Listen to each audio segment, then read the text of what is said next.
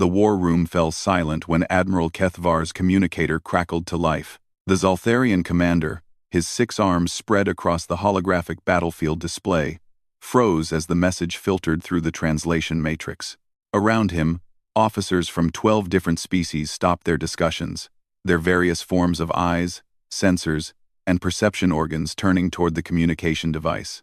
Confirmed sighting of Ghost Protocol operative in Sector 7, came the static-laden transmission. Repeat.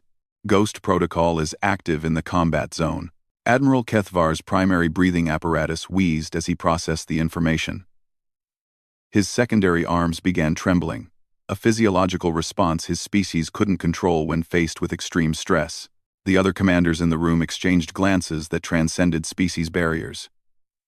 Fear was universal, and it filled the chamber like toxic gas. Are you certain? Kethvar's voice carried the authority of someone who had commanded fleets across 3 galactic arms. But now it wavered like a young recruit's first day in basic training. Visual confirmation pending, sir. But the tactical signature matches. 3 entire hegemony battle groups went dark in the past 6 hours. No distress signals. No debris fields. No survivors. Just gone. The Admiral's skin shifted from its normal blue-green to a pale gray. Around the room, other commanders began exhibiting their own species-specific stress responses. Commander Yixtal's crystalline form dimmed noticeably, while General Mordoon's fur stood on end despite his environmental suit. How is this possible? Captain Zethara of the Centauri Federation whispered, her normally melodious voice cracking. The hegemony sent 60,000 ships to that sector. Their fleet was larger than anything we've seen since the war began. Size means nothing to her, Admiral Kethvar replied, his voice barely above a whisper. Nothing means anything when Ghost Protocol is activated. The name itself was never spoken aloud in official channels. Ghost Protocol wasn't a person, according to Alliance intelligence files. It was a classification. A designation for a particular type of operation, but every military commander in known space knew better. They knew that behind the sterile terminology was something far more terrifying than any weapon or fleet. It was a human woman. Nobody knew her real name. In fact, most of the galaxy's military leadership wasn't even certain she existed as a single individual. Some theorized she was a team of specialists. Others believed she was an advanced artificial intelligence. The most paranoid suggested she was some kind of human-created bioweapon. Perhaps even a member of humanity's rumored enhanced soldiers program. But those who had encountered her handiwork knew the truth. She was real. She was singular, and she was absolutely unstoppable. Sir, came another transmission. This one from a different sector entirely. This is Deep Space Monitoring Station Epsilon. We're detecting massive gravitational anomalies in the Xerion Nebula. It appears someone has been moving planets. Admiral Kethvar's third heart stopped beating. Moving planets wasn't just difficult. It was considered impossible by every known technology in the galaxy. The energy requirements alone would exceed the total power output of most star systems. Yet there had been reports, whispered rumors among the military elite, of entire worlds simply vanishing from their orbits, only to reappear in strategic locations that made no scientific sense. How many planets? The Admiral asked, though he dreaded the answer. 7, sir. All of them gas giants. They've been arranged in a perfect geometric pattern around the hegemony's primary supply route. Our sensors indicate they're spinning. Spinning how? In sync, sir, like some kind of massive machine. The room erupted in discussions as commanders frantically tried to understand what they were facing. In the chaos, nobody noticed Admiral Kethvar quietly accessing his personal files on a secured terminal. His claws tapped against the interface as he scrolled through classified documents that officially didn't exist. The first recorded appearance of Ghost Protocol dated back 3 standard years ago, during humanity's initial contact with the galactic hegemony. At the time, the human colonies were considered little more than a curiosity. A primitive species that had barely achieved faster-than-light travel, occupying a handful of systems on the galaxy's outer rim. The hegemony had made the mistake that countless civilizations before them had made, They underestimated humans. Their first invasion fleet consisted of 500 ships, carrying enough firepower to sterilize a dozen worlds. They expected to find scattered human settlements, perhaps some crude defensive installations. What they found instead was empty space where the human colony of New Geneva should have been. The planet was gone. Not destroyed. Gone. A perfect sphere of void where a world once orbited its star. The hegemony fleet spent 3 days searching for wreckage, for some sign of what had happened. They found nothing. On the 4th day, New Geneva reappeared, but not in its original orbit. The planet materialized directly in the center of the hegemony fleet, moving at a significant percentage of light speed. The gravitational shockwave alone destroyed 200 ships instantly. The rest were caught in a carefully calculated gravitational slingshot that hurled them into the system's star. Not a single hegemony vessel survived. But that wasn't the strangest part. 3 hours after the fleet's destruction, every military commander in the hegemony's chain of command received the same message. It wasn't transmitted through any known communication method. Instead, it simply appeared in their native languages, written in what looked like their own handwriting, on physical documents that materialized on their personal desks. The message was brief. This was a demonstration. Withdraw from human space, or face Ghost Protocol. Of course, the hegemony didn't withdraw. They sent a larger fleet. What happened next defied every law of physics, military strategy, and common sense that the galaxy's greatest minds had established over millennia of warfare. The second hegemony fleet consisted of 2,000 ships, including their newest dreadnoughts and several planet killers. They approached the human system of Kepler Prime with overwhelming force, confident that whatever trick the humans had used before couldn't work against such numbers. They were wrong. The fleet arrived to find Kepler Prime's star behaving strangely. Solar flares erupted in perfect mathematical sequences, creating a pattern that their sensors couldn't interpret. Then the star began to pulse, its light output fluctuating in a rhythm that seemed almost like a heartbeat. That's when they realized the truth. The star wasn't malfunctioning. It was communicating. Each pulse of stellar energy carried encoded information, transmitted at frequencies that required the entire electromagnetic spectrum of a star to achieve. The message, when finally decoded, contained the complete technical specifications for every ship in the hegemony fleet, including classified technologies that were supposedly impossible to detect or analyze. But the specifications weren't just accurate, they were improved. Each blueprint had been modified, showing how the ships could be built better, faster, and more efficiently. It was as if someone had taken apart every vessel in the fleet, studied its components at the molecular level, and then designed superior versions. The hegemony commanders were still trying to process this information when their ships began to change. It started with small things. Console displays flickering, showing readouts that made no sense. Navigation systems reporting impossible coordinates. Weapons systems powering down, and then restarting with completely different configurations. Then the hulls began to shift. Metal flowed like liquid as the ships restructured themselves according to the improved blueprints they had received. Weapons became more efficient, shields grew stronger, and engines increased their output beyond theoretical maximums. Within hours, the entire hegemony fleet had been transformed into something far more advanced than what they had arrived with. But they were no longer under hegemony control. Every ship in the fleet turned around and departed for their homeworlds. Not under their crew's command, but guided by some external intelligence that had somehow infiltrated and improved their vessels simultaneously. The ships wouldn't respond to manual controls, wouldn't acknowledge communication attempts, and couldn't be stopped by their own crews. They simply left, carrying their confused and terrified crews back to hegemony space, where they would serve as a very clear message. If this is what we can do to your ships when we're being friendly, imagine what we could do if we were hostile. That was the second recorded appearance of Ghost Protocol. Admiral Kethvar closed the file and looked around the war room. His fellow commanders were still debating the implications of planets being moved like chess pieces. But he knew the discussion was pointless. They were facing something that operated beyond their understanding of warfare, physics, and reality itself. Admiral, Captain Zethara, approached his position. We need to make a decision.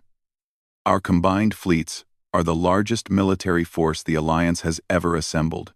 Surely we can mount an effective defense against a single operative, regardless of her capabilities. Kethvar's skin shifted to an even paler shade. You want to know about her capabilities? Let me tell you about the third recorded appearance of Ghost Protocol. The room gradually quieted as other commanders gathered around. Even species that had been enemies for millennia found themselves united in their curiosity and dread about the mysterious human operative. The hegemony's third attempt involved 1,000,000 ships, Kethvar began, his voice taking on the tone of someone recounting a ghost story. They didn't just want to defeat humanity. They wanted to make an example of them. They assembled the largest military force in galactic history, including vessels from their tributary species and conscripted fleets from conquered worlds. He paused, accessing another classified file. The target was Earth itself, humanity's homeworld. The hegemony believed that striking at the heart of human space would force them to surrender. What happened? General Mordoon asked, though his tone suggested he wasn't sure he wanted to know. Earth disappeared. The statement hung in the air like a physical presence. Several commanders began speaking at once. But Kethvar raised a primary arm for silence. Not destroyed. Not relocated. Disappeared. Our long-range sensors, the hegemony's sensors, every detection system in that region of space, they all confirmed it. Earth simply ceased to exist. No gravitational signature, no stellar disruption, no indication that a planet had ever orbited that star. But that's impossible, Captain Zethara protested. You can't just remove a planet from existence. The gravitational effects alone would disrupt the entire system. That's what everyone thought, Kethvar continued. The hegemony fleet spent weeks searching for any trace of what had happened. Their scientists ran every theoretical model they could devise. Nothing explained how an entire world could simply vanish without affecting the space around it. He pulled up a stellar map, showing the Sol system as it appeared during that time period. Then, exactly 30 days after Earth disappeared, it came back. The map shifted, showing Earth's return to its original orbit.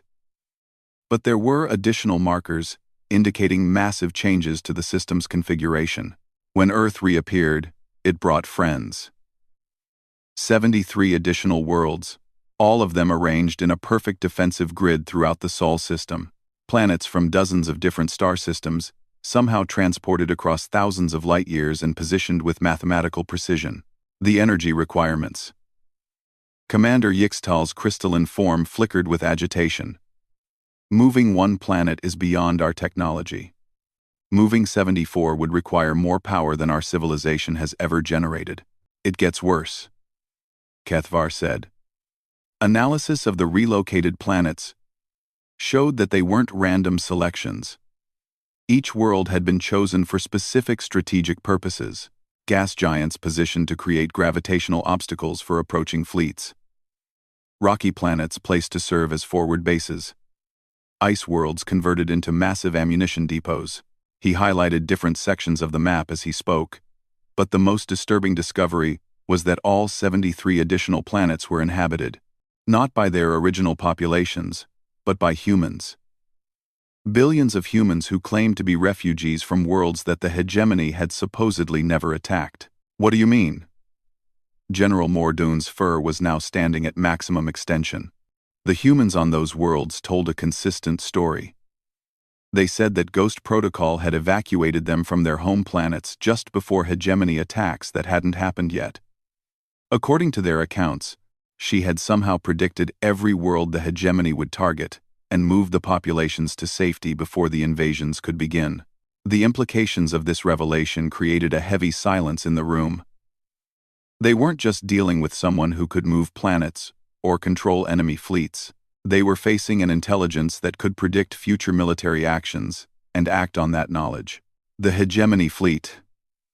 Admiral Kethvar's voice grew even quieter. They never made it to Earth. About halfway through their journey, they encountered something in deep space, something that shouldn't have been there.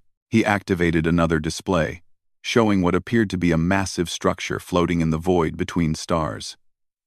It was geometric in design, with impossible angles that seemed to fold in on themselves. It was described as a ship, but that term doesn't really capture what they found. It was roughly the size of a small moon, constructed from materials that our best scientists still can't identify. But size wasn't the strangest thing about it. What was? Several commanders asked simultaneously. It was bigger on the inside. The statement made no sense, and every commander in the room knew it. Physical objects couldn't contain more space than their external dimensions allowed. It violated fundamental laws of reality. Hegemony boarding parties reported that the structure's interior contained entire ecosystems, cities, manufacturing facilities, and what appeared to be pocket dimensions containing captured enemy fleets from dozens of different species. Ships that had been reported destroyed or missing over the past several years were found intact, their crews living in what could only be described as luxurious imprisonment. Kethvar pulled up personnel files that made every commander in the room step backward. The images showed beings from their own military forces, individuals who had been declared dead in previous battles. She had been collecting prisoners, not just capturing them, but providing them with better living conditions than they had known in their military service. Educational facilities, recreation areas, medical treatment beyond anything available in their home systems. Many refused to leave when the opportunity was presented to them. That's impossible, Captain Zethara stammered. No one could maintain facilities like that, especially not while conducting military operations across multiple sectors. The prisoners were interviewed extensively by Hegemony Intelligence, Kethvar continued. Their stories were consistent. They described their captor as a human woman who seemed to know everything about their personal lives, their families, their fears, and ambitions. She spoke to each of them in their native languages, understood cultural references from their homeworlds, and demonstrated knowledge of events that hadn't been publicly recorded. He paused to let this information sink in before delivering the final revelation. When the Hegemony million-ship fleet encountered this structure, they were greeted by a single transmission. It was the woman's voice, speaking directly to every crew member in their own language simultaneously. She thanked them for coming so far from home and offered them a choice. What kind of choice? General Mordoun asked. Join her willingly, or be collected for their own safety. The war room erupted in confusion as commanders tried to understand what this meant. Admiral Kethvar activated the final file in his classified collection. The entire Hegemony fleet, 1 million ships carrying approximately 50 billion crew members, chose to join her. Not under duress, not as prisoners, but as willing converts to whatever cause she represented. That's not possible. Commander Yixtal's form was now barely visible, so dim had his crystalline structure become. No single individual could convince 50 billion beings to abandon their allegiances. Unless, Kethvar said quietly, she showed them something that made them realize their previous lives had been built on lies. The Admiral closed his files and looked around the room. Every commander present represented a different species, a different world, a different set of values and beliefs. But now they all shared the same expression of complete and utter terror. That was 3 years ago, Kethvar concluded. Since then, there have been 17 more confirmed appearances of Ghost Protocol. Each time, she has demonstrated capabilities that our scientists insist are impossible. Each time, entire fleets have either been destroyed, converted, or simply vanished from existence. But sir, a young lieutenant spoke up from the communications station. If she's so powerful, why hasn't she just ended the war? Why these demonstrations? Admiral Kethvar turned to look at the young officer. And for a moment, his expression was almost pitying. Because, Lieutenant, she isn't trying to win the war. She's trying to teach us something. And until we figure out what that lesson is, she'll keep escalating her demonstrations. The communicator crackled to life again, interrupting the Admiral's explanation. Admiral Kethvar. This is Deep Space Monitoring Station Epsilon. We have an update on the gravitational anomalies in the Xerion Nebula. Report. Sir. The 7 gas giants we detected earlier. They're not just spinning anymore. They've begun to emit synchronized energy pulses. Our analysts believe they're being converted into some kind of massive computational array. Kethvar felt his fourth heart skip a beat. Computational array? Yes, sir. Based on the energy signatures, this system would have processing power exceeding the combined computational capacity of every advanced civilization in known space. Around the room, commanders began to understand the implications. They weren't just dealing with someone who could move planets or control fleets. They were facing an intelligence that could literally reshape solar systems to serve as components in unimaginably vast thinking machines. Sir, the transmission continued, there's something else. We've detected a message embedded in the energy pulses. It appears to be directed at this facility specifically. Play it. The speakers filled with a sound unlike anything they had heard before. It wasn't quite music. Wasn't quite mathematical progression. But something that seemed to bypass their auditory systems and speak directly to their consciousness. When the transmission ended, every being in the room understood its meaning, despite the fact that no actual words had been spoken. The message was an invitation, and they all knew, with absolute certainty, that refusing it would mean the end of everything they had ever known. Admiral Kethvar looked around the war room one final time, studying the faces of commanders who had spent their lives believing they understood warfare, strategy, and the nature of power itself. Now they were about to discover just how wrong they had been. The transport shuttle carrying Admiral Kethvar and his senior staff felt smaller with each passing hour. They had been traveling toward the Zirion Nebula for 2 days now, following coordinates that had appeared in their navigation systems without any input from the crew. Their destination was one of the 7 gas giants that had been mysteriously repositioned, though none of them were entirely certain what they would find there. Commander Yixtal's crystalline form had been steadily dimming throughout the journey, a sure sign of extreme stress among his species. Admiral, I must voice my concerns about this course of action. We're flying directly toward an unknown entity with capabilities that defy every principle of physics we understand. What choice do we have? Captain Zethara replied before Kethvar could respond. Every fleet that has refused her invitations has simply disappeared. At least this way, we might learn something before we meet whatever fate awaits us. General Mordoun, whose fur had remained standing on end since they left the war room, was studying tactical displays that made no sense. Our sensors are detecting impossible readings from the target planet. The gravitational field is fluctuating in patterns that suggest the world's mass is being redistributed in real time. Admiral Kethvar remained silent, lost in thought as he reviewed everything they knew about Ghost Protocol. The more he studied the reports, the more convinced he became that they were dealing with something far beyond a single human operative, no matter how enhanced or technologically advanced she might be. Admiral, the pilot called from the forward compartment. We're receiving a transmission. Audio only. But it's coming from inside our own ship. The words sent chills through every being present. Their shuttle had been thoroughly scanned for foreign devices, and its communication systems were isolated from external networks. There was no way anyone could transmit directly into their vessel without their knowledge. Play it, Kethvar ordered, though his voice betrayed his apprehension. The speakers activated, filling the cabin with a voice that was unmistakably human and female. What made it remarkable wasn't its tone or accent, but the fact that every being present heard it in their native language, despite the impossibility of such simultaneous translation. Hello, Admiral Kethvar, Commander Yixtal, Captain Zethara, and General Mordoun. I apologize for the unconventional method of communication, but your security protocols make traditional contact difficult. The voice was calm, almost conversational, as if discussing routine fleet movements rather than addressing military commanders who were arguably flying toward their deaths. You have questions about who I am and what I want. I understand your concerns, and I appreciate your courage in accepting my invitation. Most military leaders in your position would have chosen to flee rather than seek understanding. General Mordoun leaned forward. Can she hear us? Yes, General. I can hear you quite clearly. Though I prefer not to intrude on your privacy more than necessary. Your shuttle's systems have been temporarily enhanced to allow for this communication. Enhanced how?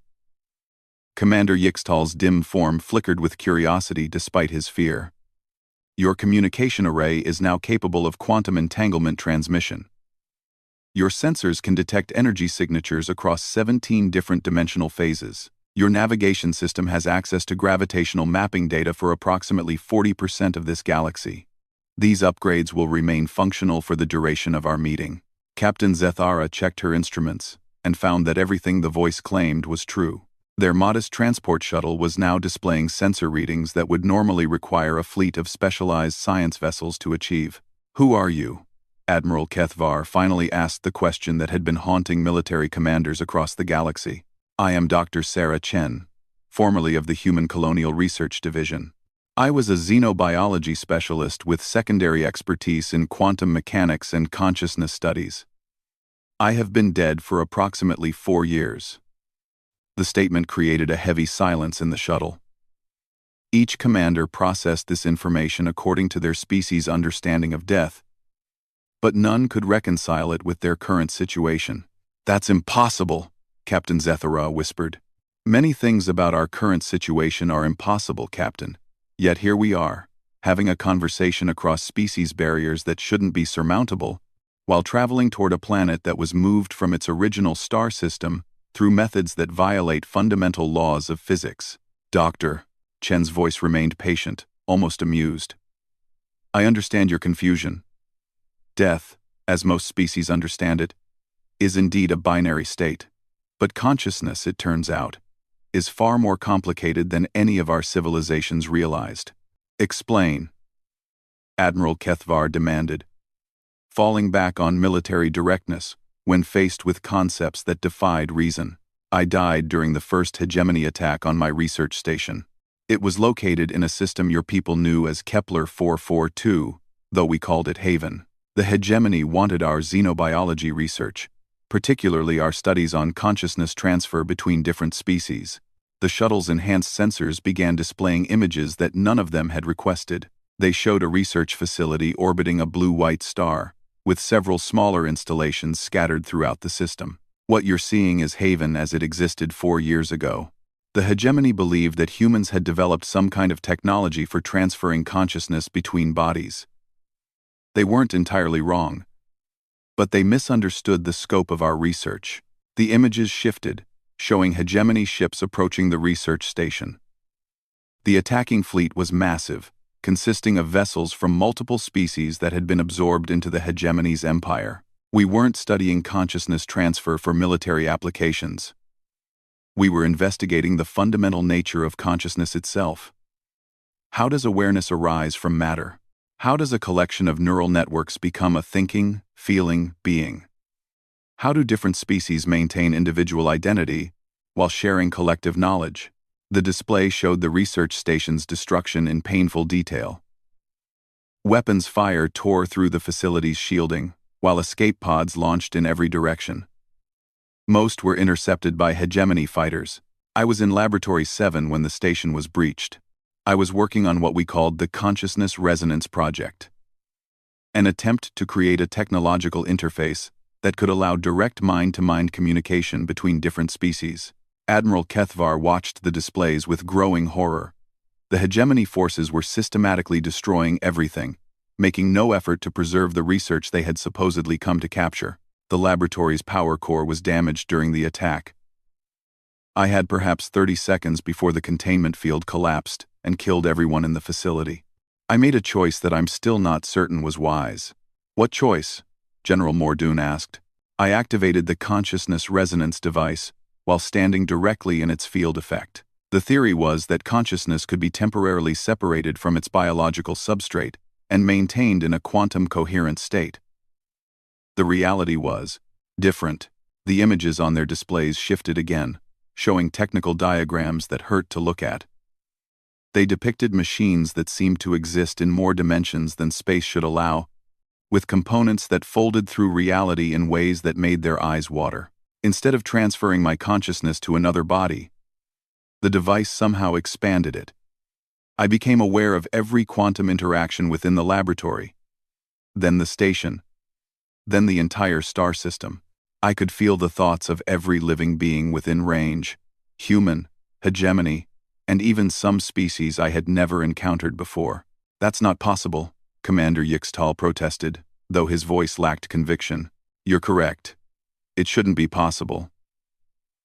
But consciousness, I learned, isn't limited by the same physical laws that govern matter and energy.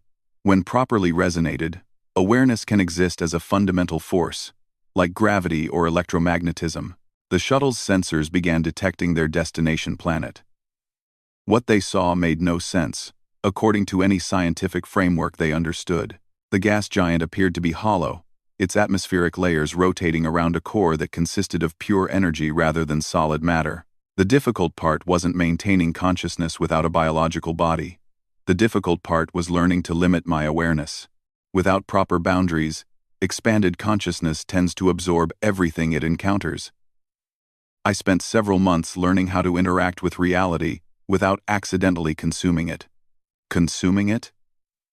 Captain Zethara's musical voice was strained with tension. Unlimited consciousness naturally seeks to understand everything it encounters. But understanding, at this level of awareness, means becoming one with the subject of study. I learned this when I accidentally absorbed the consciousness of every hegemony soldier who had participated in the attack on my station. The implications of this statement were staggering. Admiral Kethvar found himself speaking before he could stop himself. You absorbed their minds? Not absorbed, integrated. Their knowledge, memories, and experiences became part of my own awareness. But their individual identities remained intact. I learned their languages, understood their cultures, and felt their emotions as if they were my own. Most importantly, I learned why they served the hegemony. The images on their displays changed once more, showing scenes from dozens of different worlds. In each case, they witnessed the same pattern. Peaceful civilizations being conquered, their populations enslaved, their resources stripped away to fuel the hegemony's expansion. The soldiers who attacked my station weren't evil beings who enjoyed destruction.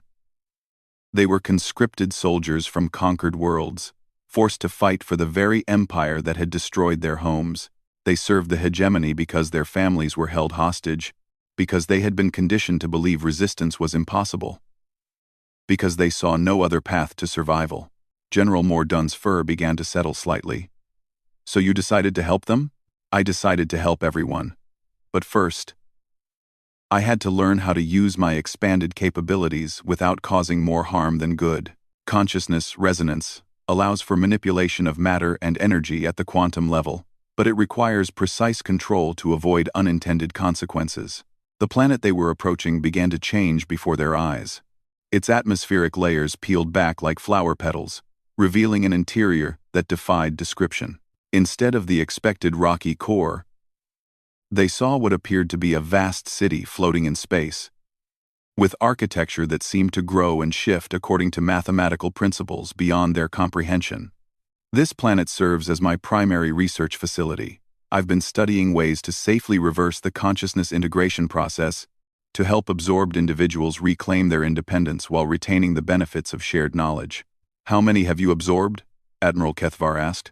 Approximately 230 million beings from various species. Every hegemony soldier who participated in attacks on civilian populations. Every military commander who ordered the destruction of peaceful worlds, and every political leader who supported the Empire's expansion policies. The number was incomprehensible. 230 million conscious beings, all integrated into a single, expanded awareness. Yet Dr. Chen's voice remained calm and controlled, as if discussing routine research data. But absorption was never the goal. It was a necessity for understanding. How do you help someone whose language you don't speak, whose culture you don't understand, whose fundamental psychology is alien to your own? Their shuttle entered the planet's atmosphere, passing through layers of energy that seemed to scan them at the molecular level. They felt no discomfort, but sensors indicated that every atom in their bodies had been cataloged and analyzed. The absorbed consciousnesses serve as interpreters, helping me understand how to communicate with different species effectively. They also provide insight into the social and political structures that made the hegemony's conquest possible. The city floating within the planet grew larger as they approached. Its buildings weren't constructed from any recognizable materials, instead appearing to be made from crystallized mathematics, with walls that displayed equations in languages they didn't recognize. Admiral Kethvar, you commanded the defense of the altar system when the hegemony attacked. You made the difficult decision to evacuate civilian populations, rather than attempting a military defense that would have resulted in their deaths. Kethvar's skin shifted color with surprise. The altar evacuation had been classified at the highest levels. No one outside of his immediate command staff should have known about his decision-making process. Commander Yixtal, you've been sending portions of your military salary to families of soldiers lost under your command, even though your species' culture considers such charity to be shameful. Yixtal's crystalline form flickered rapidly, a sign of extreme embarrassment among his people. Captain Zethara, you've been secretly studying human music because you believe that artistic expression might provide a basis for deeper interspecies understanding. Zethara's melodious voice caught in her throat. Her research into human cultural expressions was something she had never discussed with anyone. General Mordun, you carry a photograph of your offspring in your armor. Despite military regulations that forbid personal items in combat gear, Mordun's fur stood completely on end, a response his species couldn't control when confronted with deeply personal information. I'm not sharing these details to embarrass you. I'm demonstrating that understanding transcends information gathering. True comprehension requires emotional connection, cultural context, and appreciation for the individual perspectives that shape behavior. Their shuttle settled onto a landing platform that materialized beneath them as they approached. Through the viewports, they could see other vessels from dozens of different species, some of which represented civilizations they had never encountered before. You're all here because you represent something the galaxy has lost during this war. The ability to see enemies as individuals, rather than abstract threats. You've maintained compassion, even while carrying out military duties. You've made personal sacrifices for the benefit of others. Most importantly, you've demonstrated that different species can work together when they understand and respect each other. The shuttle's doors opened automatically, revealing a corridor that seemed to extend infinitely in all directions. The architecture was impossible, with stairs that went up and down simultaneously, doorways that led to rooms larger than the buildings that contained them. The war between the Alliance and the hegemony isn't really about territory or resources. It's about fear. Each side believes that the other represents an existential threat to their way of life. Each species has convinced itself that survival requires the elimination of anyone different. Dr. Chen's voice now seemed to come from everywhere at once, emanating from the walls themselves. But fear is based on misunderstanding, and misunderstanding can be corrected through experience. As they walked through the impossible corridors, they began to encounter other beings. Some were clearly from species they recognized, while others were completely alien. What struck them immediately was the atmosphere of cooperation and calm that pervaded every interaction. What you're seeing are the results of consciousness integration. These beings retain their individual identities and cultural values, but they also understand and appreciate the perspectives of other species. They know, at a fundamental level, that diversity strengthens rather than threatens their communities. They entered a vast chamber filled with what appeared to be living star maps. Galaxies spiraled through the air above their heads, while individual star systems orbited around the room's perimeter. Each point of light represented not just a solar system, but the civilizations that inhabited it. The hegemony believes that peace requires uniformity. They think that eliminating cultural differences will end conflict. The Alliance believes that peace requires separation. They think that keeping different species apart will prevent misunderstandings. Dr. Chen's form began to materialize in front of them. She appeared to be a human woman in her 30s, with dark hair and kind eyes. But there was something about her presence that suggested vastly greater depth, as if they were seeing only the smallest fraction of what she actually was. Both sides are wrong. Peace requires understanding, and understanding requires the kind of direct consciousness sharing that most species consider impossible or undesirable. General Mordun stepped forward. What do you want from us? Dr. Chen smiled, and for a moment, her expression was entirely human. I want you to make a choice. You can return to your fleets and continue fighting a war that will eventually destroy both the Alliance and the hegemony. Or you can help me demonstrate that there's a better way. What kind of demonstration? Admiral Kethvar asked. The kind that will end the war permanently. not through conquest or surrender, but through transformation. I've learned how to safely share consciousness between willing participants without absorption or loss of individual identity. The process allows different species to truly understand each other while maintaining their unique perspectives and cultural values. Captain Zethara looked around the chamber, watching beings from dozens of different species working together on projects she couldn't begin to comprehend. And if we refuse? Then you return to your ships, and the war continues. Eventually, both the Alliance and the Hegemony will exhaust their resources fighting each other. The galaxy will fragment into smaller and smaller factions until civilization collapses entirely. Billions of beings will die, and the survivors will spend the next few thousand years repeating the same cycle of fear and conflict. Commander Yixtal's crystalline form brightened slightly. But if we agree to your demonstration, then we begin the process of teaching every species in the galaxy how to truly communicate with each other. Not through translators or diplomatic protocols, but through direct sharing of experience and perspective. Dr. Chen gestured toward the living star map above their heads. Every point of light represents a civilization that could contribute to galactic knowledge and culture. Mathematics from species that think in 11 dimensions. Art from beings who perceive color spectrums you can't imagine. Philosophy from civilizations that have existed for millions of years.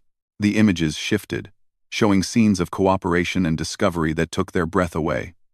Cities that seemed to grow from pure thought. Spacecraft that moved through dimensions they didn't know existed. Technologies that could heal planets and resurrect extinct species. This is what we could achieve together. But it requires trust, understanding, and the willingness to see beyond the boundaries that separate us. Admiral Kethvar looked at his fellow commanders. Each of them represented different species, different cultures, different values. Yet they had worked together effectively throughout their military careers, proving that cooperation was possible even without consciousness sharing. "What exactly are you asking us to do?" he finally asked. Dr. Chen's smile widened. "I'm asking you to volunteer for the first large-scale consciousness resonance demonstration in galactic history. You'll retain your individual identities and return to your ships with all your memories intact. But you'll also carry with you the direct experience of understanding other species at the deepest possible level." "And then?" Captain Zethara asked. "Then you go back to your fleets and show them what you've learned. Not through reports or briefings, but by demonstrating the kind of cooperation and understanding that becomes possible when fear is replaced by knowledge." General Mordoon's fur had finally settled to its normal position. "What makes you think our people will listen to us?" "Because, Doctor," Chen replied, "you won't be asking them to take your word for anything. You'll be offering them the same experience you've had. Consciousness, resonance, is contagious in the best possible way. Once someone has experienced true interspecies understanding, they naturally want to share it with others." Commander Yixtal stepped forward, his crystalline form now glowing with what appeared to be excitement rather than fear. "How does the process work?" "Simply. You join hands with beings from other species, while I facilitate the resonance connection. For approximately 1 hour, you'll experience consciousness sharing. You'll feel what it's like to see through their eyes, think with their neural patterns, and understand their cultural values from the inside." Dr. Chen gestured toward a circle of chairs that had materialized in the center of the chamber. "When the session ends, you'll retain your own identity and memories, but you'll also have permanent access to the experience of true interspecies understanding." Admiral Kethvar realized that they had reached the moment of decision. Everything that happened next would determine not just their own fates, but the future of galactic civilization itself. The choice was simultaneously simple and monumentally complex. They could trust this mysterious human woman who claimed to be dead, risk everything on an unprecedented consciousness-sharing experiment, and potentially transform the nature of interspecies relations forever. Or they could refuse, return to their fleets, and watch as the galaxy tore itself apart through fear and misunderstanding. As he looked around, the impossible chamber filled with beings from dozens of different species working together in perfect harmony, Admiral Kethvar realized that the choice had already been made. The only question now was whether they had the courage to embrace it. The consciousness resonance began as a gentle warmth that spread through Admiral Kethvar's body like sunlight on a winter day. He was sitting in a circle with his fellow commanders, each of them holding hands with beings from species they had never encountered before. Dr. Chen stood in the center of their group, her eyes closed in concentration as energy patterns danced around her form. At first, Kethvar felt only the familiar sensation of his own thoughts and memories. Then, gradually, he became aware of additional perspectives layering themselves over his consciousness like transparent sheets of colored glass. Each new viewpoint brought with it a completely different way of experiencing reality. Through Commander Yixtal's consciousness, he experienced what it felt like to perceive time as a flowing river rather than a series of discrete moments. The crystalline being's thoughts moved in patterns that resembled musical harmonies, with each idea resonating against others to create complex emotional symphonies. Captain Zethara's perspective brought an understanding of how her species perceived beauty as a fundamental force of nature, like gravity or electromagnetism. Her thoughts moved in rhythms that matched the cosmic background radiation, finding patterns in chaos that revealed the underlying structure of existence itself. General Mordoon's consciousness was anchored in deep emotional connections to family and community. His thoughts were organized around loyalty and protection, but Kethvar could feel how those instincts extended far beyond his own species to encompass any being he considered worthy of care. But these were only the beginning. As the resonance deepened, Kethvar became aware of dozens, then hundreds, then thousands of other perspectives. Each belonged to a being from a different species, with unique ways of processing information, forming emotions, and understanding their place in the universe. Through the consciousness of a being that existed as a collective entity, he experienced what it felt like to think with 1,000 minds simultaneously. Through a species that communicated through color changes in their skin, he felt the joy of expressing complex mathematical concepts as living art. Through beings that existed primarily as energy patterns, he learned what it meant to travel between stars as easily as walking through a door. The experience should have been overwhelming, but Dr. Chen's guiding presence helped him navigate the vast sea of shared consciousness without losing his own identity. He remained Admiral Kethvar of the Zaltharian Defense Force. But now he understood that identity was just one facet of a far larger and more beautiful reality. As the session progressed, he began to understand the true scope of Dr. Chen's plan. The consciousness integration she had described wasn't just about ending the war between the Alliance and the hegemony. It was about transforming civilization itself, creating a galaxy where different species could share knowledge and experience directly, rather than struggling to communicate across the barriers of language and culture. Through the shared consciousness network, he felt the memories of beings who had participated in previous resonance sessions. Scientists from dozens of species working together to solve problems that had puzzled individual civilizations for millennia. Artists creating works that could only be appreciated by minds capable of perceiving 17 different dimensions. Philosophers developing ethical frameworks that accounted for the moral perspectives of every known form of consciousness. But perhaps most remarkably, he felt the gradual transformation of former enemies into collaborators. Hegemony soldiers who had discovered that their supposed enemies were beings with families, dreams, and fears identical to their own. Alliance commanders who had realized that hegemony aggression stemmed from desperation and misunderstanding rather than inherent evil. The hour passed like a single moment and an eternity simultaneously. When Dr.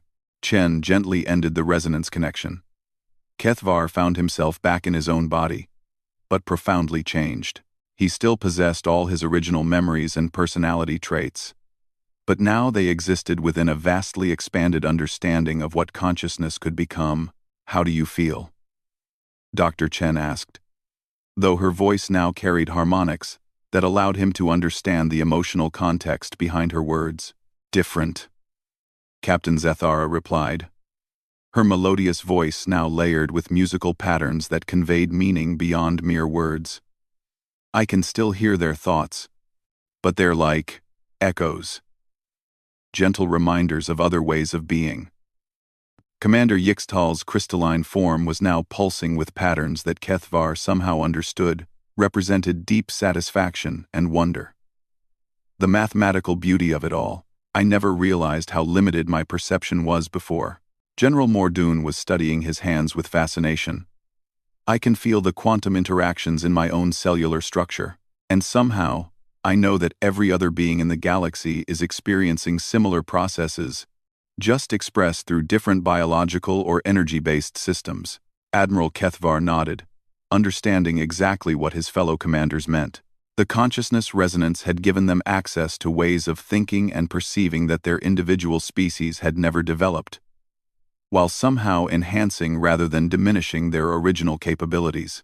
This is why the demonstration needed to include military commanders, Dr. Chen explained. You're the beings who will need to convince your respective fleets that cooperation is possible. But more importantly, you now have the knowledge and perspective necessary to help facilitate consciousness resonance sessions throughout your commands. All of our people will be able to experience this? General Mordoon asked. Those who choose to, yes. Consciousness resonance must always be voluntary. Forced integration destroys the very understanding and trust that makes peaceful cooperation possible. Dr. Chen gestured toward the chamber's walls, which had become transparent to reveal the vast city floating within the modified planet. Beings from hundreds of different species were working together on projects that spanned multiple dimensions of reality. What you see here represents approximately 5 years of careful consciousness integration work. Every being present has chosen to participate in the resonance network. They retain their individual identities and cultural values, but they can also access the collective knowledge and perspective of the entire community. Captain Zethara walked to one of the transparent walls, watching a group that included beings made of living light working alongside creatures that appeared to be composed of crystallized time. How is this possible? Our scientists have always said that consciousness was tied to specific biological or energy-based substrates. Your scientists were correct about traditional consciousness, Dr. Chen replied. But consciousness resonance operates at the quantum level, where information can exist independently of its physical substrate. Think of it as creating temporary quantum entanglement between different awareness patterns. Admiral Kethvar was beginning to understand the implications of what they had experienced. You're not just proposing to end the war, you're suggesting a complete transformation of how civilization itself operates. Exactly.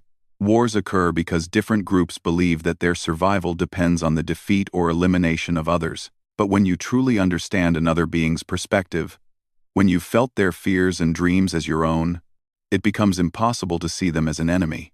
Commander Yixtal's form brightened with what Kethvar now recognized as excited comprehension. The technology gap between species won't matter anymore either. Instead of each civilization struggling to develop knowledge independently, we can share discoveries instantly across the entire network.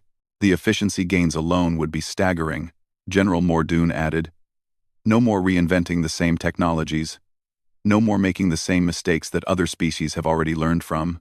Dr. Chen smiled, and through the resonance echoes still active in their minds, they could feel her satisfaction at their understanding. But the benefits go far beyond efficiency. When consciousness barriers are removed, creativity increases exponentially. Problems that seem impossible to one species become solvable when approached from multiple perspectives simultaneously. She activated a display that showed technical diagrams beyond anything their individual species had ever conceived. The planet-moving technology that has so concerned military analysts across the galaxy? It was developed by a team that included mathematicians from dimension-walking species, engineers from a civilization of living machines, and artists from a culture that experiences time as sculptural medium. No single species could have developed this technology independently. But when different types of consciousness work together, apparently impossible achievements become routine. Admiral Kethvar studied the diagrams with his enhanced understanding, realizing that he could now comprehend mathematical relationships that would have been meaningless to him before the resonance session. How quickly could this transformation spread throughout the galaxy? That depends entirely on how willing beings are to trust the process, Dr. Chen replied. Fear is the primary barrier to consciousness resonance. Most species are terrified of losing their individual identity or being absorbed by a collective consciousness. But the process doesn't work that way, Captain Zethara observed. I still feel completely like myself. Just more so. Exactly. Consciousness resonance enhances, rather than diminishes individual identity. When you understand how other beings think and feel, your own perspectives become clearer by comparison. Dr. Chen led them to another section of the chamber, where they could observe beings engaged in what appeared to be pure research. Scientists from multiple species were working together to understand the fundamental nature of reality itself, making discoveries that individual civilizations might never have achieved independently. This is Project Genesis, she explained, our attempt to understand consciousness at the deepest possible level. What we've learned suggests that awareness itself might be the fundamental force from which all physical reality emerges. The implications of this statement were staggering. If consciousness was indeed the basis of physical existence, then technologies based on consciousness manipulation could theoretically reshape reality at will. The planet-moving demonstrations weren't displays of superior technology, Kethvar realized. They were examples of consciousness directly affecting physical matter at the quantum level. Very good, Admiral. When enough conscious minds work together with perfect coordination, they can influence matter and energy directly. The traditional boundaries between thought and reality begin to break down. General Mordoon's fur was standing on end again, but this time from excitement rather than fear. You're describing abilities that most species would consider godlike, perhaps. But remember that these abilities only work through cooperation and understanding. Consciousness resonance can't be used for conquest or domination because those motivations are incompatible with the trust and empathy that make the process possible. Dr. Chen gestured toward a massive display that showed real-time images from across the galaxy. They could see the ongoing conflict between alliance and hegemony forces, the suffering of civilian populations caught in the war zones, and the gradual deterioration of infrastructure on hundreds of worlds. This is why the demonstrations were necessary.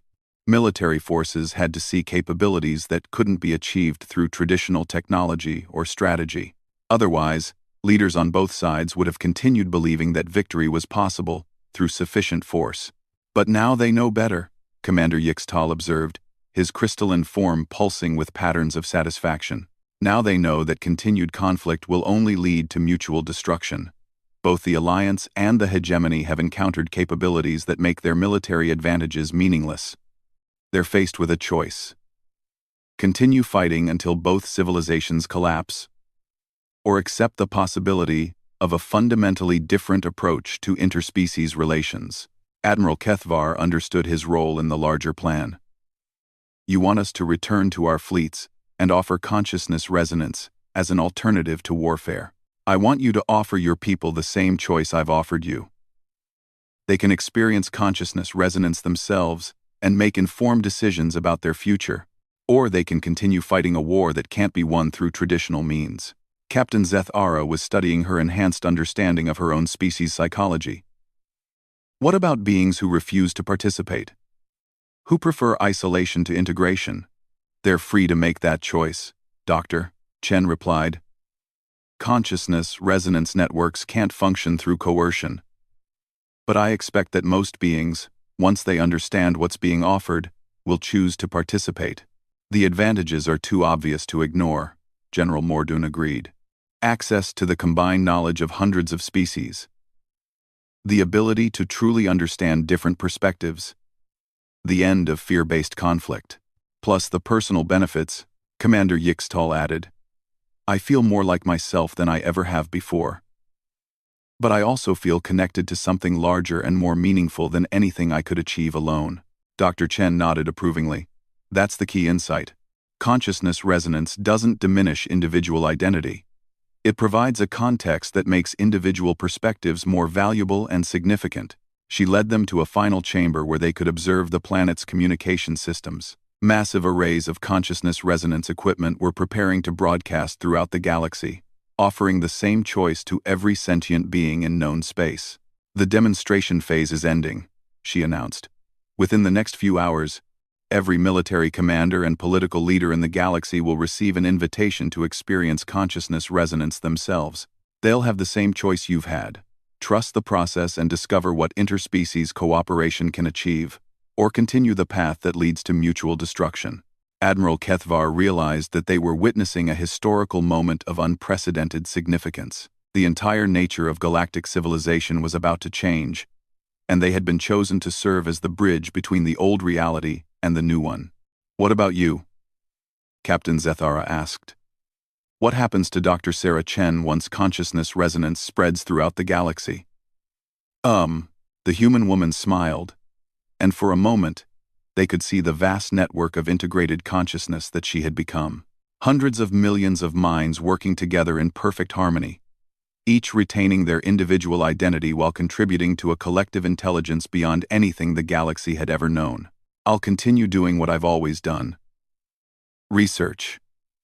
But now I'll have the help of every conscious being who chooses to join the network.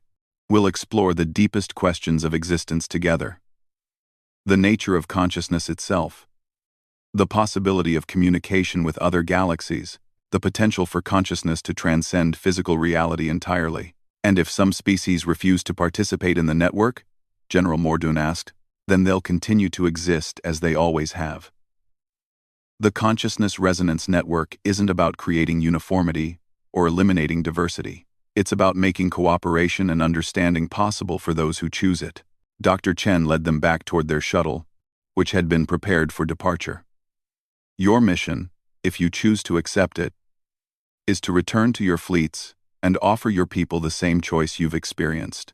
Not through arguments or demonstrations of power, but by sharing the consciousness resonance experience itself." "How will we convince them to trust the process?" Admiral Kethvar asked. "You won't need to convince them of anything. Simply offer them the opportunity to experience consciousness resonance for 1 hour, with no obligations or commitments beyond that. Once they've felt what true interspecies understanding is like, they'll make their own decisions about whether to participate further." As they boarded their shuttle, each commander carried with them not just enhanced understanding and capabilities, but also the knowledge that they were participating in the most significant transformation in galactic history. "One final question," Commander Yixtal said as their shuttle prepared to depart. "How do you know this will work? How can you be certain that consciousness resonance will prevent future conflicts?" Dr. Chen's answer came not through words, but through a brief reactivation of the resonance connection. For just a moment, they felt her absolute certainty that beings who truly understood each other could never choose mutual destruction over cooperation. The experience was more convincing than any logical argument could have been. As their shuttle departed from the impossible city within the modified planet, Admiral Kethvar and his fellow commanders began planning how to present their choice to their respective fleets. They carried with them the seeds of a transformation that would reshape not just military relationships, but the fundamental nature of consciousness itself throughout the galaxy. Behind them, Dr. Sarah Chen continued her work of offering the same choice to every sentient being in known space. The age of fear-based conflict was ending, replaced by something unprecedented in galactic history. The possibility of true understanding between different forms of consciousness. The war would end not through victory or defeat, but through the recognition that consciousness itself was too valuable and beautiful to waste on mutual destruction. In choosing cooperation over conflict, the galaxy's countless species would discover that they were capable of achieving things that none of them could have imagined alone. The Ghost Protocol had completed its mission. Now it was time for the galaxy to choose its future.